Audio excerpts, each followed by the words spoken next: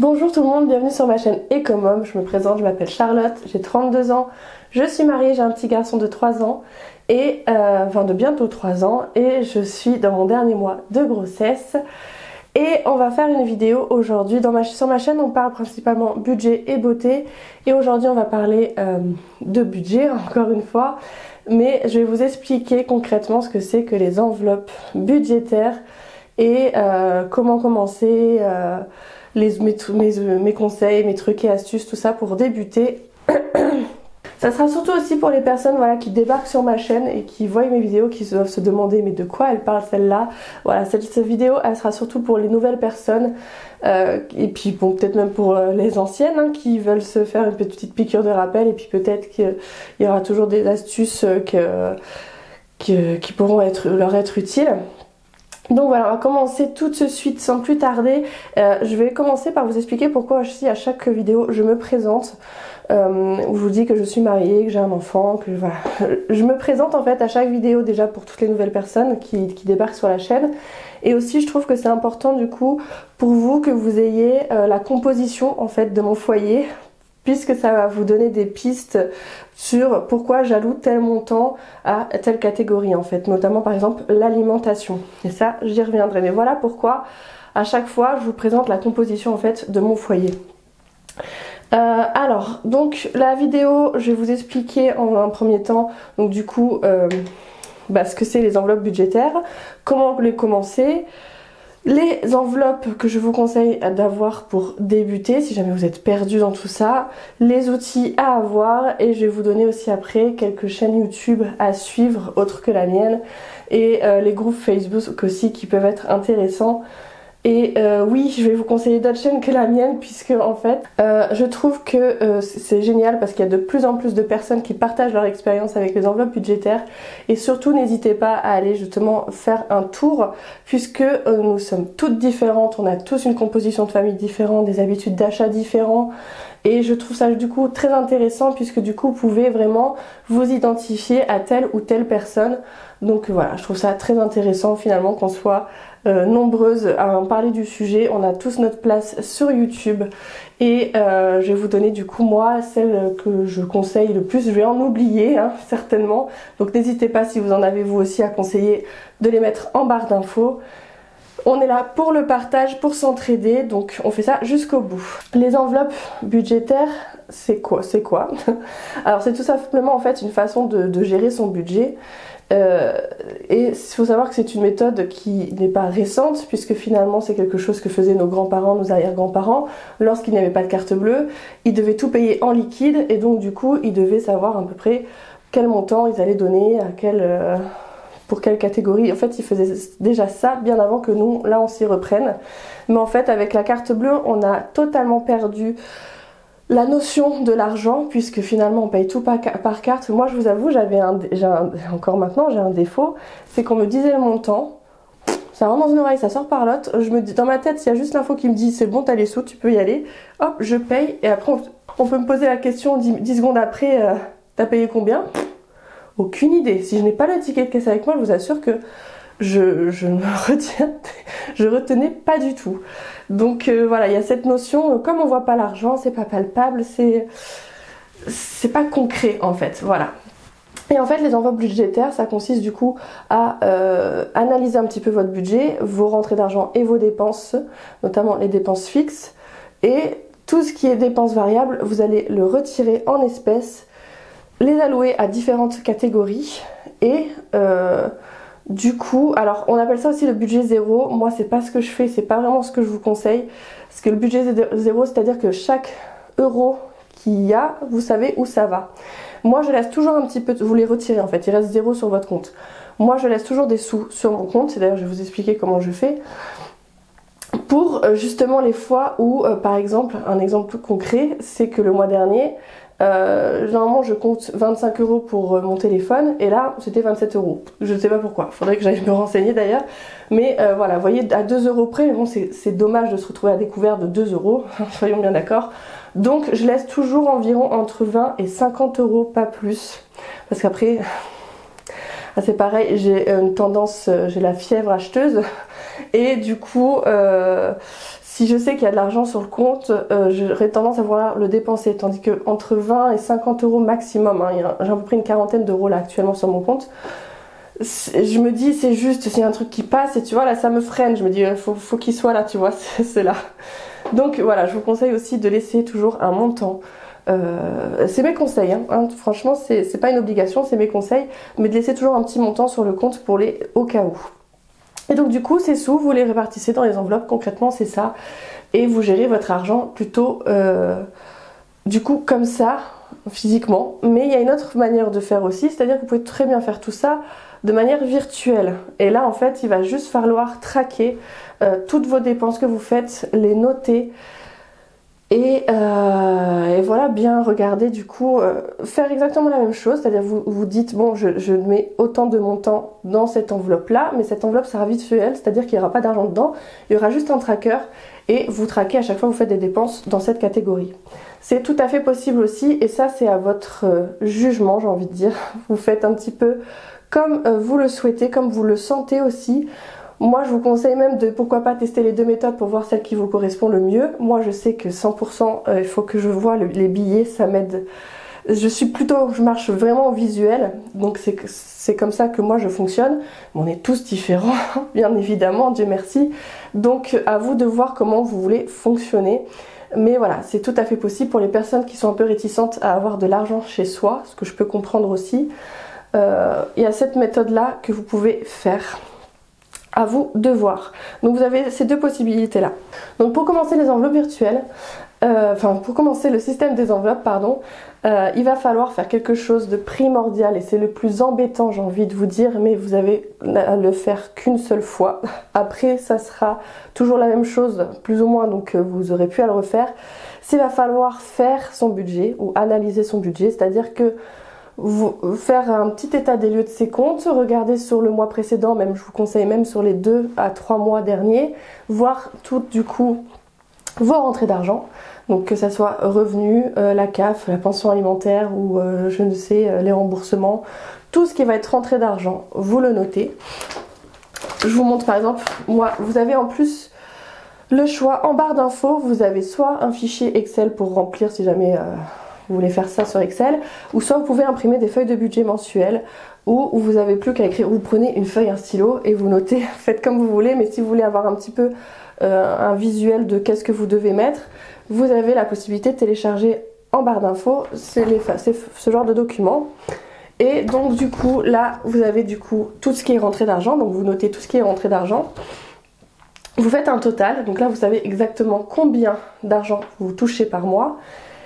Et ensuite il va falloir faire, c'est un peu plus embêtant, toutes les dépenses fixes. Alors là les dépenses fixes c'est tout ce qui va être loyer, eau, crédit, box, assurance, frais bancaires, voilà, tout ce qui va passer tous les mois, va falloir le budgétiser en fait, hein.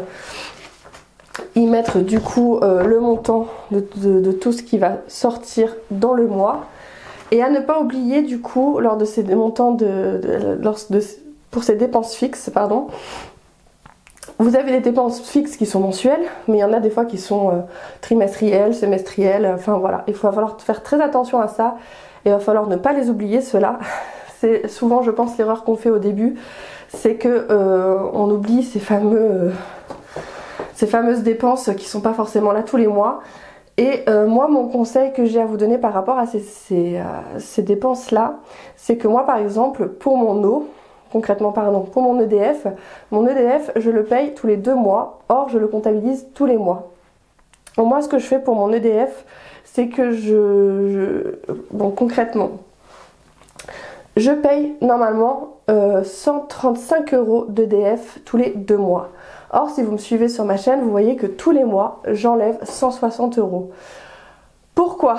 Et bien en fait, tout simplement, ce qui se passe, c'est que quand j'ai le mois où ils me prélèvent les 135 €, donc je prends les 25 €, je les mets sur un compte épargne justement au EDF que j'ai fait exprès, puisque j'ai eu une année une régularisation de 1200 €. Et actuellement, je paye un crédit parce que je rembourse cette fameuse régularisation qui m'est tombée dessus. Donc du coup c'est pour ça que je veux me constituer une épargne, et c'est pour ça que je fais ça.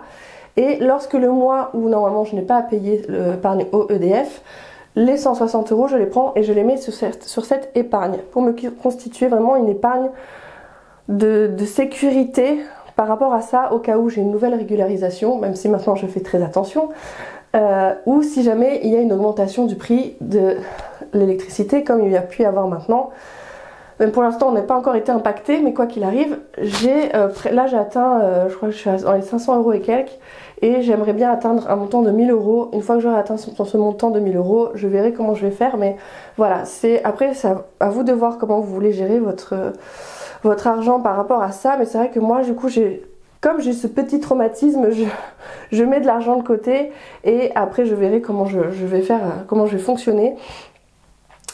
Et après je pense que je ferai au plus juste pour éviter d'avoir trop d'argent à sortir vis-à-vis de ça. Et par exemple, autre chose aussi que je fais pour tout ce qui est dépenses, là par exemple c'est une fois par an, j'ai un abonnement pour la console de mon mari qui est de 50 euros, et ce que je fais c'est que tous les mois je retire 5 euros, je le comptabilise dans mes dépenses fixes. Les 5 euros je les comptabilise tous les mois, comme ça je sais que au bout de... ça me fait 60 euros, voilà, et ça va me faire que lorsqu'ils vont vouloir me prélever les 60 euros annuel, j'aurai cette somme là. Voilà, donc ça c'est ce que je vous conseille de faire, c'est lorsque vous avez un montant à payer tous les 3, 6 mois, 1 an, de les diviser par ce montant là, et de tous les mois le faire sortir et les mettre de côté quelque part dans une épargne. Ça peut toujours servir. Voilà, c'est quelque chose qui, voilà, comme ça moi vous l'oubliez pas, vous le voyez tous les mois qu'il est là, vous risquez pas de l'oublier. Après, autre chose que j'ai envie de vous dire aussi, si jamais vous faites une erreur, ce n'est pas grave, le mois d'après vous pouvez rectifier, ça arrive de se tromper, l'échec c'est de tomber, de rester là où on est, donc voilà, on peut se tromper, on peut faire des erreurs, donc voilà, ce qu'il y a de bien avec cette technique c'est qu'on apprend en fait au fur et à mesure. Moi vous voyez de comment j'ai commencé à comment je suis maintenant, ça a totalement changé, je me suis adaptée avec ma manière de consommer et adaptée aussi avec ma manière vraiment comment dire, avec mon affinité que j'ai justement par rapport avec ce sur quoi je me sens le plus à l'aise en fait. Donc voilà, surtout ne vous inquiétez pas, si jamais vous faites des erreurs, le mois d'après vous rectifiez, puis voilà. Donc voilà, là on a fait du coup les rentrées d'argent, les dépenses fixes. Après il va falloir faire un calcul tout bête, c'est-à-dire que vous déduisez les dépenses fixes de vos revenus et ça vous donne du coup le montant des dépenses variables que vous pouvez faire. Et dans ces dépenses variables, ça va vous donner le montant en fait à retirer tout simplement. Moi je vais vous parler en physiquement, mais vous pouvez très bien faire ça virtuellement, mais je vous conseillerais du coup plutôt une autre chaîne que la mienne. Je vous la donnerai en fin de vidéo. Donc là vous retirez du coup l'argent qui vous reste en dépenses variables. Et puis là c'est parti, hein. Là vous faites vos enveloppes et vous mettez selon vos habitudes de consommation et surtout aussi selon le budget que vous avez, vous allouez vos montants à vos différentes catégories. Voilà, hein, c'est comme ça qu'il va falloir commencer. Les rentrées d'argent, les dépenses fixes, on déduit, ça fait les dépenses variables, et les dépenses variables c'est cet argent là que vous allez retirer et qui va vous servir à remplir vos enveloppes. Ensuite, on va parler du coup des enveloppes à avoir pour débuter, hein, je parle vraiment les basiques, celles je pense que pour commencer il faut mieux pas se perdre avec une dizaine d'enveloppes, c'est vraiment pas nécessaire, on va pas se mettre la pression dès le début, surtout qu'on aura tendance à vouloir les remplir. Donc moi ce que je vous conseille vraiment c'est en enveloppe mensuelle, c'est 4 enveloppes, voilà, et ces 4 enveloppes je vais vous les donner, mais je pense qu'il n'y a pas besoin de plus. La première enveloppe, qui est comme la deuxième, mais qui est vraiment de base à avoir, c'est l'enveloppe alimentation. Donc il faut savoir que pour l'alimentation, normalement en moyenne, pour vous donner une estimation, un chiffre, mais là c'est pareil, c'est très variable, c'est en moyenne 20 euros par personne par semaine. Voilà.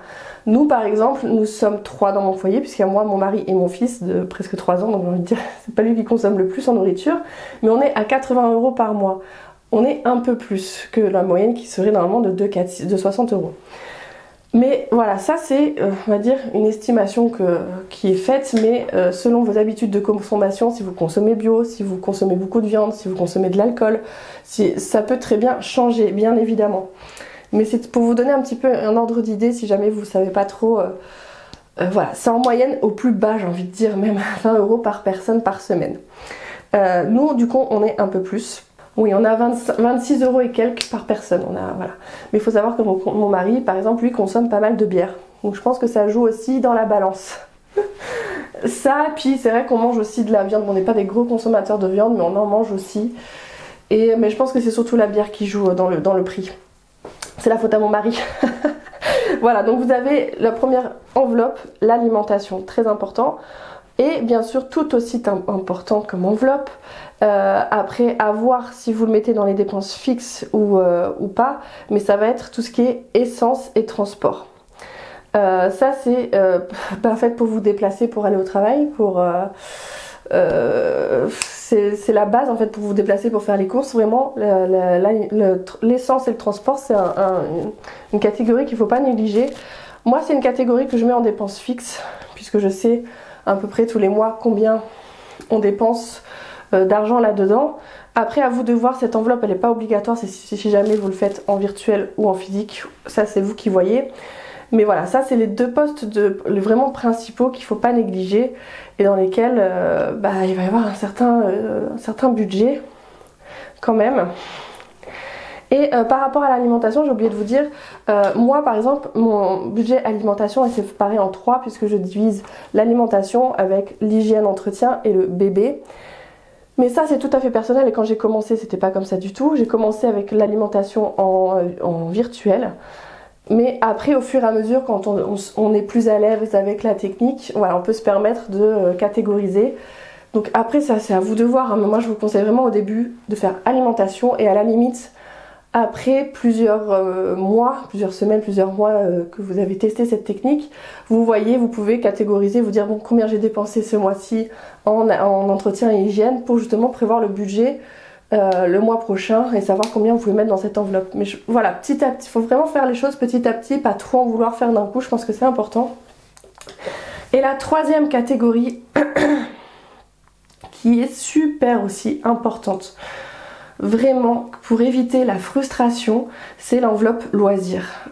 Cette enveloppe loisir, ça va vous permettre de vous faire plaisir, de faire une activité avec vos enfants ou de vous acheter quelque chose pour vous, peu importe. Mais c'est un petit peu comme les régimes alimentaires en fait. C'est-à-dire que si vous restreignez trop, vous allez avoir des craquages. Et du coup tous les efforts que vous aurez fait pendant la semaine, vous allez tout gâcher en un seul repas. Parce que voilà, tout ça c'est physiologique. C'est le corps, il a besoin aussi, on est là pour se faire plaisir. On est sur cette terre pour se faire plaisir. De base, on n'est pas là pour souffrir, ok. Donc c'est vraiment très important. On a une hormone qui fait que voilà, l'hormone du plaisir et on a besoin de cette hormone, on a besoin de se faire plaisir, c'est très important. Donc vraiment l'enveloppe loisir, il ne faut pas la négliger. Voilà, c'est vraiment très important et je tiens vraiment à la souligner pour éviter les frustrations et pour éviter les échecs et ensuite la culpabilisation. Pour éviter les échecs et après de culpabiliser parce qu'on n'y serait pas arrivé.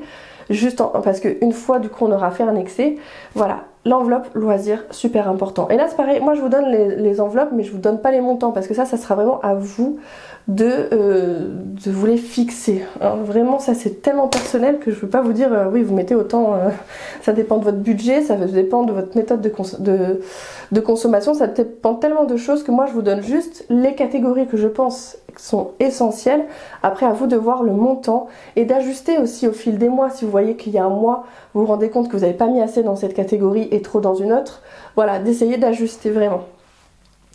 Et enfin l'enveloppe d'hiver, celle-là aussi elle va être très importante puisqu'elle va vous permettre en fait si jamais vous manquez de sous dans l'alimentation ou vous manquez de sous dans l'essence ou dans le loisir, si vous manquez de sous dans les 3 enveloppes précédentes, vous pourrez piocher dans d'hiver pour compléter cette enveloppe. Ou si jamais vous avez quelque chose que vous n'avez pas prévu, enfin voilà, c'est vraiment une enveloppe un petit peu de secours qui va aider à alimenter les autres au cas où vous n'auriez pas mis assez, voilà. Donc celle-là aussi elle est très importante et c'est les 4 vraiment que je vous conseille, alimentation, essence, loisirs, d'hiver. On commence avec ça, c'est déjà très bien pour commencer. Pour se faire la main avec le système, c'est pas mal. Ensuite, au niveau des enveloppes épargne, là je vous en conseille qu'une seule pour débuter, c'est l'épargne fonds d'urgence. Voilà. Ça va être l'épargne qu'il va falloir constituer en tout premier. Ça va être l'épargne vraiment de secours. Et ce qui va se passer en fait avec les enveloppes mensuelles, j'ai oublié de préciser, avec les enveloppes mensuelles, si jamais à la fin du mois il vous reste des sous dans ces enveloppes, hop, ça va aller du coup dans cette fameuse épargne fonds d'urgence. Et fonds d'urgence, ça va servir à, si jamais vous avez une machine qui casse, changer les roues de la voiture, vraiment un imprévu, quelque chose que vous n'aviez pas prévu, et que du coup vous ne voulez pas impacter votre budget du mois actuel, voilà, vous pourrez piocher dans cette épargne, ça va vous aider. Vraiment, c'est l'enveloppe de secours imprévu, fonds d'urgence, appelez-la comme vous voulez, mais vraiment cette épargne, elle est très importante. Et c'est la seule que je vous conseille pour commencer. Après, toujours pareil, vous ajusterez tout ça au fil des mois, au fil du système, vous ajusterez et vous en rajouterez. Et enfin, par rapport aux défis, alors pour les défis, moi je dirais que c'est totalement facultatif lorsqu'on débute. Mais moi, les défis que je fais, je trouve que c'est les basiques. Je sais qu'il y en a qui en font beaucoup plus. D'ailleurs, je vous donnerai après les chaînes que je vous conseille si jamais vous êtes intéressé par tout ce qui est défis. Mais moi, vraiment, je fais les défis de base, c'est-à-dire c'est les défis des centimes, en fait, pour liquider les pièces. Donc ça va être le défi des centimes, le défi des 1 et 2 euros. Parce que du coup, grâce à ces défis, ça va vous permettre de mettre de l'argent de côté sans vous en rendre compte. Moi, par exemple, le mois dernier, j'ai presque mis 40 euros en tout ce qui est monnaie. Voilà. Et je ne l'ai pas senti passer ces 40 euros là. Ils m'ont pas franchement manqué. Bon, un petit peu quand même le mois dernier, c'est un petit peu compliqué. Mais sinon, voilà, c'est des sous que vous pouvez épargner sans trop de difficultés, sans que ça se ressente vraiment sur le budget. Et bien entendu aussi le défi des billets de 5 euros. Bon, après là, ça tout dépend la chance que vous avez, j'ai envie de dire, puisque autant il y a des personnes qui arrivent à en avoir beaucoup, autant comme moi, il y en a qui galèrent un petit peu à en avoir. Franchement, les billets de 5 euros pour moi, c'est, comme j'ai dit, c'est le Graal. C'est vraiment quelque chose qu'on recherche énormément et qui tombe pas très souvent, voilà, concrètement. Mais voilà, les défis, c'est facultatif, mais moi, c'est vraiment, du coup, les 4 que je vous conseille, c'est le défi des centimes, des 1 euro, des 2 euros et des 5 euros. Ça suffit largement. Et le 5 euros, c'est même pas obligatoire.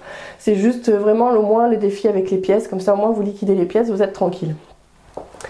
Tous les défis sont disponibles en barre d'infos aussi, si vous les voulez. Vous pouvez très bien aller les chercher. Les outils de base, là j'ai envie de dire pareil, les outils de base pour commencer, j'ai envie de dire une feuille, un crayon, une imprimante si vous avez, enfin vous faites avec ce que vous avez chez vous. Vous avez pas mal de youtubeuses qui proposent des outils gratuits, donc n'hésitez pas à y aller, n'hésitez pas à télécharger. Voilà, vraiment. Après, si vous n'avez pas d'imprimante, il existe, voilà, moi je vous ai fait un tableau Excel avec le feuille de budget mensuel, donc ça peut être très bien pour commencer. Et une feuille, un stylo, je pense que ça tout le monde a chez soi. Ou alors aussi des enveloppes basiques qu'on envoie à la poste, vous mettez les sous dedans, ça marche très bien aussi. J'ai envie de dire un trombone, un bout de papier, vous prenez les sous, mettez dans le trombone et vous notez sur le papier à quoi ça correspond. Vous pouvez très bien aussi, si vous avez un portefeuille avec plusieurs compartiments, vous pouvez très bien allouer un compartiment pour une certaine catégorie. Ça se fait très bien aussi, enfin vraiment. Moi je sais que j'ai commencé, j'ai fait avec ce que j'avais à la maison et j'avais notamment, vous savez, les... Ah ça y est, faut que j'aille chercher mon fils. J'ai, pour mettre les cartes de fidélité, comment ça s'appelle? Un porte-carte. J'avais tout simplement un porte-carte pour glisser les cartes de fidélité et c'est comme ça que j'ai commencé. J'y ai glissé en fait les billets avec des trackers et les trackers sont disponibles aussi en barre d'infos si jamais ça vous intéresse. Les trackers format carte de visite en fait tout simplement. Donc voilà, c'est comme ça que j'ai commencé et vraiment vous pouvez commencer dès demain, j'ai envie de dire. À partir du moment où vous avez fait votre budget, vous regardez ce que vous avez chez vous et je vous assure que vous avez déjà tout ce qu'il faut pour commencer, c'est sûr et certain. Il n'y a pas besoin d'investir nécessairement dans le système des enveloppes pour débuter, pas du tout. Vous n'êtes pas obligé d'avoir les agendas, vous n'êtes pas obligé d'avoir des paillettes, c'est pas du tout obligé, c'est facultatif. Disons qu'après c'est toujours pareil, au fur et à mesure si vous voulez vous faire plaisir avec un filofax par exemple ou autre, un mot terme, comme ça se fait beaucoup aussi, c'est possible, mais comme c'est quand même un budget, vous n'avez pas besoin de ça dès le début. Vous pouvez très bien commencer avec si vous en avez envie, parce que ça peut être une motivation quand vous avez de beaux outils. C'est très engageant, c'est très motivant. Moi je sais que je fonctionne aussi comme ça. Quand j'ai de beaux outils, ça donne envie et voilà, ça aide. Mais ça c'est à vous de voir, vraiment. Mais si vraiment vous n'avez pas vous n'avez pas besoin de ça pour commencer, vraiment, voilà, je tiens à préciser. Concernant un petit peu les chaînes YouTube que je vous recommande, alors pour tout ce qui est justement enveloppe budgétaire virtuelle, je vous conseille la chaîne de XOXO Amandine. Alors tous les liens seront en barre d'infos, donc n'hésitez pas à y aller. Elle fait tout en virtuel, donc ça peut être sympa de voir justement, moi je fais pas du tout en virtuel, mais j'aime bien regarder justement comment elle fonctionne. Vous avez aussi la chaîne de Sonia Petit Budget que j'adore regarder, que c'est une personne, elle est vraiment très... Tout le monde a l'air très sympathique, hein, je vous le dis tout de suite, vous allez voir, vous allez tomber que sur des gens sympas dans ce milieu-là. Tout le monde est très sympa, elle propose pas mal d'outils gratuits, donc n'hésitez pas à aller checker ça. Elle a aussi un groupe Facebook, mais ça je vous en parlerai après. Il y a aussi Blush Budget qui, elle je vous conseille aussi parce que du coup elle est, par exemple, elle vit seule, elle a pas de famille, elle est seule, elle vit chez ses parents, je crois il me semble. Donc c'est une autre façon aussi de fonctionner, c'est d'autres dépenses. Donc et puis j'aime beaucoup ses visuels, donc je vous en parle. Vous avez aussi Cindy NW qui elle travaille par exemple avec le mot qui a des outils A7 et qui a une boutique d'ailleurs vous propose des formats A7. Donc aussi voilà, qui elle est en couple.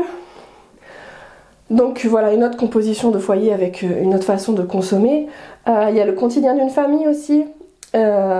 Qui partage pas mal d'outils et qui est vraiment très sympa, donc n'hésitez pas à la voir. Moi, celle par qui j'ai découvert les enveloppes, c'est l'univers d'Angeline. Vous avez Budget Christ qui aussi donne pas mal de conseils aussi par rapport à la gestion de son budget, qui a un aspect un peu plus financier aussi, puisque c'est, il me semble, une ancienne comptable, donc ça peut être toujours très intéressant de regarder. Il y a aussi la chaîne de Louise Budget qui vraiment fait des conseils de gestion de budget, qui est très pédagogue, qui explique super bien. Je vous conseille vraiment aussi d'aller y jeter un œil. Il y a Marion Budget Family qui est une femme qui vit avec ses 2 enfants. Voilà, une femme célibataire, il me semble. J'espère que je dis pas de bêtises. Mais du coup, voilà, c'est une autre façon... Vraiment, vous pouvez, voilà, je sais pas si je vous dis tout ça parce qu'en fait, vous pouvez vraiment vous retrouver parmi une de ces youtubeuses par exemple. Vous pouvez vraiment je sais, j'ai plus le mot. Vous pouvez vraiment vous retrouver et faire en sorte que ça vous corresponde au mieux par rapport à vous, à votre budget. Il y a aussi pour les personnes qui aiment les défis, Hélène Budget qui fait énormément de défis. Moi, je vous avoue que j'arriverai pas à faire autant. Mais j'adore la regarder faire ses défis et je vous conseille, si vous êtes fan de défis, allez la voir, elle en a. Et enfin, parce que j'aime beaucoup les visuels qu'elle fait, c'est Elle Budget, voilà, qui propose un joli visuel aussi et qui partage des outils gratuitement. Donc ce qui peut être motivant aussi, c'est de suivre des groupes Facebook, en fait, histoire d'avoir des conseils, autres que dans les vidéos YouTube, pour vraiment avoir des échanges en fait personnalisé là pour le coup et pouvoir s'entraider. Vous avez des groupes Facebook, notamment celui de Budget Chris, elle a une page Facebook et il me semble aussi que Sonia Petit Budget en a une et ça permet en fait du coup de s'entraider et de se motiver entre nous. Moi il faut savoir que les vidéos YouTube m'aident énormément à rester concentrée, à justement éviter de faire des excès. Donc je pense que ça peut être une bonne technique aussi pour vous encourager, vous motiver, c'est de faire partie d'un de ces groupes. Et je vais juste parler, je sais pas si j'ai le temps, je vais vous parler de la banque que j'utilise aussi parce que ça peut être très intéressant. C'est la banque avec les taux les moins élevés, c'est la Boursorama Banque. Et il faut savoir que c'est une banque 100% en ligne, mais c'est une banque qui est basée en France. Elle est affiliée à la Société Générale. Et elle fait tout ce que fait une banque normale, c'est-à-dire qu'elle fait des crédits, on peut mettre l'argent en bourse, on peut ouvrir des comptes sur livret, enfin on peut faire tout ce qu'une banque fait. Donc elle est vraiment top et je la recommande puisque vous pouvez, grâce à cette banque, ouvrir autant de comptes sur livret que vous voulez.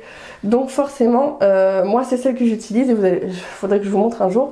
J'ai énormément de comptes sur livret pour répartir en fait mes enveloppes. En fait, c'est comme ça que je fonctionne. Quand je les mets mon argent en banque, je les mets pas tous au même endroit. J'ai plein de comptes sur livret qu'on peut le nommer. Donc du coup, j'ai le nom de mon livret. Donc je sais que mon fonds d'urgence y attend, mon fils y attend, etc., etc. Donc voilà, et vous avez souvent, enfin vous avez tout le temps un lien de parrainage où vous pouvez gagner 80 € minimum, et des fois les parrainages sont boostés et vous avez jusqu'à 130 € à gagner juste en ouvrant une banque chez eux, enfin un compte chez eux, et la personne que vous utilisez le lien gagne cette somme, le même montant, et vous-même par la suite, vous pouvez parrainer quelqu'un de votre famille. Enfin, c'est une banque qui est très recommandée puisqu'en fin de compte, elle est vraiment géniale cette banque, et en plus ça vous permet d'avoir un petit peu de rentrée d'argent, donc c'est pas négligeable, ça fait toujours plaisir. Il faut que j'aille chercher mon fils. Donc de toute façon, je crois que j'ai tout dit. Ouf, j'ai encore une fois trop parlé, je suis désolée. Donc j'espère que j'aurai été assez claire. J'espère que, donc n'hésitez pas si j'ai oublié quelque chose. On a tous le droit à l'erreur. Si je dis des bêtises aussi, n'hésitez pas à me corriger, je vous en voudrais pas. N'hésitez pas à partager vous, vos conseils, vos astuces. On est là aussi voilà, pour s'entraider tous ensemble, donc n'hésitez pas. Pour les personnes qui lisent les commentaires, ça peut toujours énormément servir. Et je n'ai pas la vérité absolue, donc moi c'est mes conseils, mais ça ne veut pas dire que c'est une vérité absolue, encore une fois. Et comme je dis, il y a une citation que je trouve très jolie, je vais finir sur ça, c'est la vérité est un miroir brisé dont chacun en fait en possède une partie. Et je pense que voilà, à nous tous on possède cette petite vérité, donc n'hésitez pas à ajouter votre petite patte, votre petite touche de vérité en commentaire, en me disant les choses, si j'ai oublié des choses, vous, comment vous avez commencé, c'est vraiment votre expérience, voilà, tout simplement. Sur ce, je vous souhaite une bonne semaine, je vous fais plein de gros bisous, je vous dis à bientôt, ciao, bye bye.